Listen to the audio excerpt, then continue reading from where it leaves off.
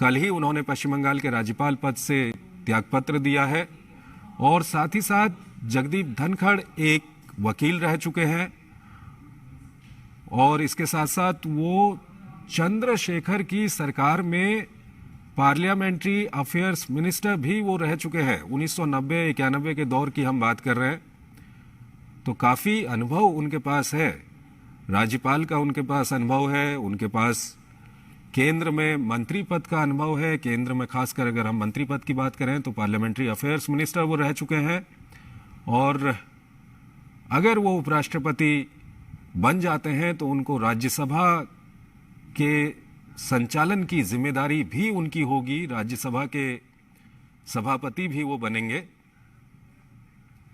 तो उनका ये अनुभव वहां पर भी काम आएगा। इस वक्त आप देख रहे हैं नामांकन पत्र रिटर्निंग ऑफिसर लोकसभा के सचिव को सौंप दिया गया है। ये सीधे दृश्य इस वक्त हम आपको दिखा रहे हैं संसद भवन से, जहां पर प्रधानमंत्री नरेंद्र मोदी, गृह मंत्री अमित शाह, रक्षा मंत्री राजनाथ सिंह, बीजेपी अध्यक्ष जेपी नड्डा और उसके अलावा तमाम एनडीए के नेता, जिनमें अनुप्रिया पटेल भी दिखाई दे रही हैं, केंद्रीय मंत्री तोमर भी वहां पर मौजूद हैं और तमाम केंद्रीय मंत्री, तमाम एनडीए के नेता वहां पर मौजूद हैं और इस वक्त नामांकन दाखिल करने की प्रक्रिया चल रही है। तो एनडीए के उपराष्ट्रपति पद के उम्मीदवार हैं जगदीप धनखड़, जो राज्यसभा के महासचिव के कमरे में इस वक्त वहां पर नामांकन दाखिल कर रहे हैं।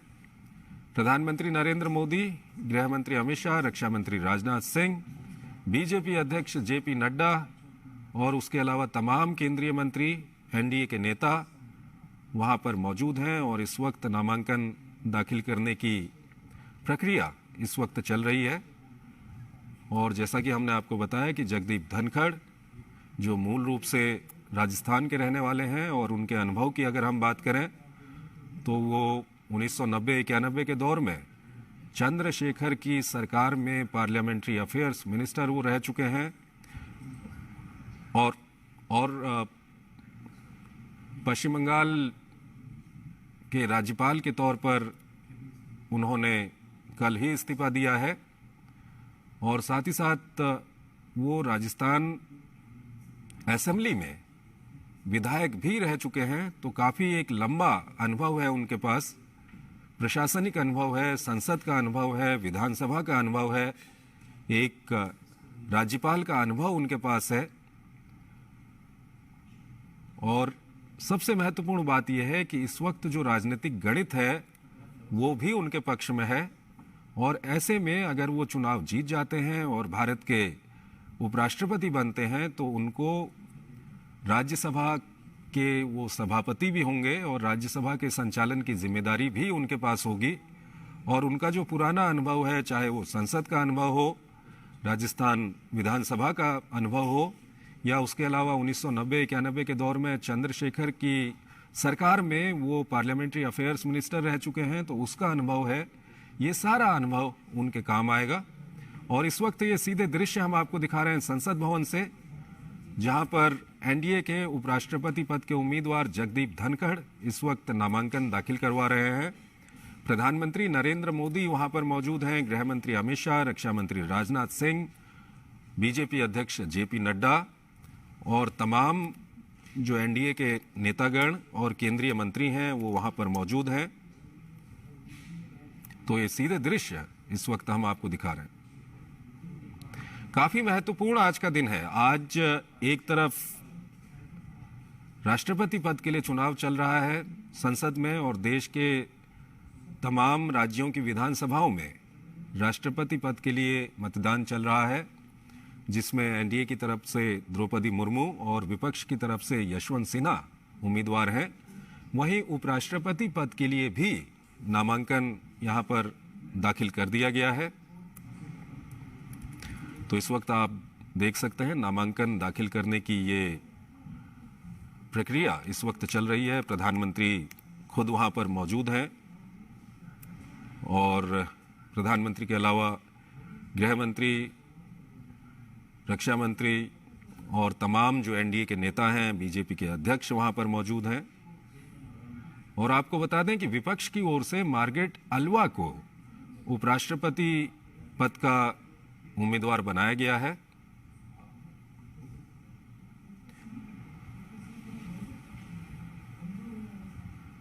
तो लोकसभा के सचिव हैं उत्पल कुमार सिंह, उनके समक्ष ये नामांकन इस वक्त दाखिल किया जा रहा है। तमाम एनडीए के नेता वहां पर मौजूद हैं, खुद प्रधानमंत्री वहां पर मौजूद हैं, गृह मंत्री अमित शाह, रक्षा मंत्री राजनाथ सिंह, बीजेपी अध्यक्ष जेपी नड्डा, ये सभी लोग वहां पर मौजूद हैं। और आप देख सकते हैं कि उपराष्ट्रपति पद के जो उम्मीदवार हैं एनडीए के, जगदीप धनखड़, वो भी यहां पर मौजूद हैं। जगदीप धनखड़ इससे पहले पश्चिम बंगाल के गवर्नर थे और कल ही उन्होंने पश्चिम बंगाल के गवर्नर पद से इस्तीफा दिया है। और उनके पूर्व के राजनीतिक जीवन पर अगर हम नज़र डालें तो संसद सदस्य रह चुके हैं, वो राजस्थान विधानसभा में सदस्य रह चुके हैं। साथ ही साथ 1990-91 के दौर में चंद्रशेखर के मंत्रिमंडल में वो पार्लियामेंट्री अफेयर्स मिनिस्टर रह चुके हैं। तो उनका ये तमाम जो अनुभव है, वो अनुभव अगर वो चुनाव जीत जाते हैं, जो संख्या बल है, जो गणित है, वो पूरी तरह से उनके पक्ष में है इस वक्त। और अगर वो चुनाव जीत जाते हैं और भारत के उपराष्ट्रपति बनते हैं तो राज्यसभा के संचालन की जिम्मेदारी भी उनके पास होगी। और उनका जो पिछला अनुभव है, चाहे वो एक विधायक के रूप में रहा हो या एक सांसद के रूप में रहा हो या संसदीय कार्य मंत्री के तौर पर उनका अनुभव रहा हो, 90-91 के दौर में जब चंद्रशेखर के मंत्रालय में वो चंद्रशेखर के मंत्रिमंडल में वो संसदीय कार्य मंत्री थे, तब का उनका अनुभव, ये सब अनुभव उनका है जो काफ़ी उनके काम आने वाला है। इस वक्त आप देख रहे हैं नामांकन की प्रक्रिया वहां पर चल रही है। उत्पल कुमार सिंह लोकसभा के सेक्रेटरी जनरल हैं, उनके समक्ष ये नामांकन वहां पर दाखिल किया जा रहा है। और विपक्ष की ओर से मार्गरेट अल्वा को उपराष्ट्रपति पद का उम्मीदवार बनाया गया है। और जो अभी तक खबर मिल रही है उसके अनुसार मंगलवार को, यानी कि कल, वो अपना नामांकन दाखिल करेंगे। फिलहाल नामांकन दाखिल करने के बाद एक जो रिसीप्ट की पर्ची दी जाती है, वो पर्ची इस वक्त दे दी गई है। और आप देख सकते हैं प्रधानमंत्री का अभिवादन स्वीकार कर रहे हैं जगदीप धनखड़। तो एक महत्वपूर्ण पल है। और इलेक्टोरल कॉलेज की अगर हम बात करते हैं तो राष्ट्रपति चुनाव में संसद सदस्यों के अलावा राज्यों की जो विधानसभा के सदस्य होते हैं वो मतदान करते हैं। लेकिन अगर हम उपराष्ट्रपति चुनाव की बात करें तो इसमें सिर्फ संसद सदस्य इसमें मतदान करते हैं।